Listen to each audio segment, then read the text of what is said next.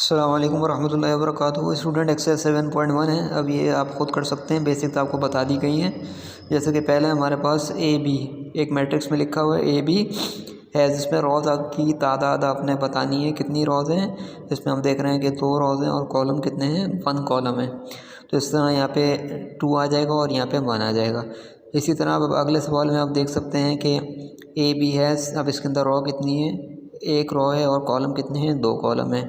इस तरह तीसरे पार्ट के अंदर आप देख सकते हैं कि इसका ऑर्डर आपने बताना है। ऑर्डर इसमें ऑर्डर का मतलब होता है कि किसी भी मैट्रिक्स के अंदर रो और कॉलम की जो तादाद होती है वो उस मैट्रिक्स का ऑर्डर होता है। तो इसमें 2 रॉज हैं और 2 कॉलम है, इसलिए इसका ऑर्डर 2/2 हो गया।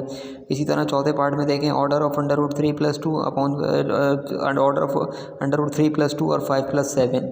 ये बात ना गुज़िश्ता वीडियो में बताई जा चुकी है कि √3 + 2 ये एक ही टर्म है क्योंकि बीच में प्लस आ रहा है। इसका मतलब ये है कि √3 की आप वैल्यू निकालने के बाद 1.732 वैल्यू है, उसको आप 2 में ऐड करेंगे तो ये जाहिर सी बात है कि एक ही वैल्यू बन जाएगी। इस तरह 5 + 7 ये भी एक वैल्यू बन जाएगी। तो समझ लें ये अब इसके अंदर 2 रॉज हैं और कॉलम कितने हैं, इसके अंदर एक ही कॉलम है। इस तरीके से ये हमारे पास ये वाली ब्लैंक्स हो गई। अब देखें पाँचवें पार्ट के अंदर क्या है। पाँचवें पार्ट में हम देख सकते हैं कि 3 इज़ अ डैश मैट्रिक्स। 3 कौन सा मैट्रिक्स है, एक ये रॉ मैट्रिक्स है, इसको कॉलम मैट्रिक्स भी कह सकते हैं, ऑफ ऑर्डर 1/1। 1/1 का मतलब इसके अंदर एक ही रॉ है और एक ही कॉलम है। इस तरह ये जो हमारे पास 5007 इधर ये कौन सा मैट्रिक्स है, इसको आप बोलेंगे कि ये आपका डायगोनल मैट्रिक्स है क्योंकि इसमें डायगोनल के अलावा जो है तमाम एलिमेंट 0 हैं। यानी कि 5 7 जो है वो डायगोनल में लिखा है, उसके अलावा तमाम एलिमेंट 0 है, इसलिए इसको हम बोलेंगे डायगोनल मैट्रिक्स बोलेंगे। इस तरह हमारे पास पार्ट 7 है, if the number of rows of matrix A is equal to the number of columns then A is called. यानी कि अगर number of rows matrix A के अंदर बराबर है नंबर ऑफ कॉलम्स के, तो इसका मतलब है कि वो कौन सा मैट्रिक्स है जिसमें रोज और कॉलम्स की तादाद बराबर होती है, वो मैट्रिक्स आपका स्क्वायर मैट्रिक्स कहलाता है। इस तरह पार्ट 8 में आप देखिए कि इन ABCD the element of first raw and second column is, यानी कि फर्स्ट रॉ के सेकंड कॉलम का जो एलिमेंट है वो कौन सा है। फर्स्ट रॉ देखें ये कौन सी है, AB जो है फर्स्ट रॉ है, इसमें सेकंड कॉलम कौन सा है, सेकंड कॉलम का फर्स्ट रॉ और सेकंड कॉलम में जो एलिमेंट है वो फर्स्ट रॉ में वो B है, तो यहाँ पे B आ जाएगा हमारे पास।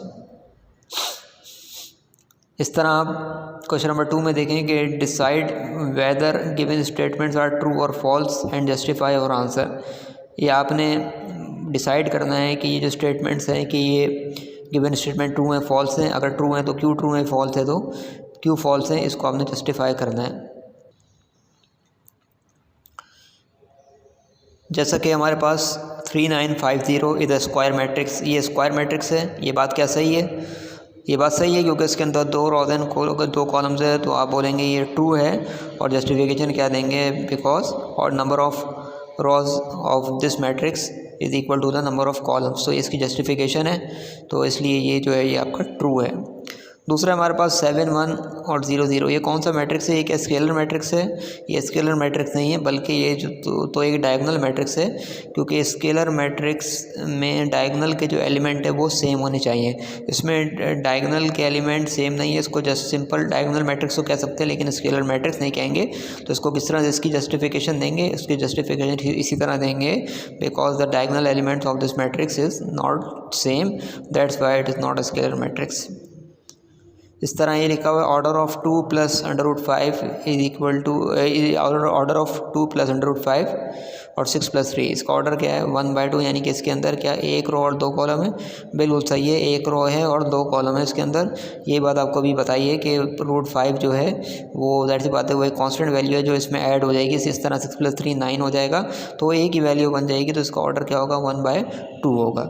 इसी तरह ये कौन सा मैट्रिक्स है, पार्ट 4 में 1 0 0 1, ये आपको पता है यूनिट मैट्रिक्स है, ये रेक्टेंगुलर मैट्रिक्स है ही नहीं है, फॉल्स है, क्योंकि रेक्टेंगुलर मैट्रिक्स के लिए शर्त ये है कि इसके अंदर रॉज और ये जो रॉज और कॉलम की तादाद बराबर नहीं होनी चाहिए। पहली बात तो ये कि ये स्क्वायर मैट्रिक्स है और स्क्वायर मैट्रिक्स के अंदर भी मज़ीद कैटेगराइज होकर डायगोनल, फिर डायगोनल के बाद फिर स्केलर के अंदर भी मज़ीद कैटेगराइज होकर ये यूनिट मैट्रिक्स कहलाएगा, इसलिए ये जो है ये स्टेटमेंट फॉल्स है।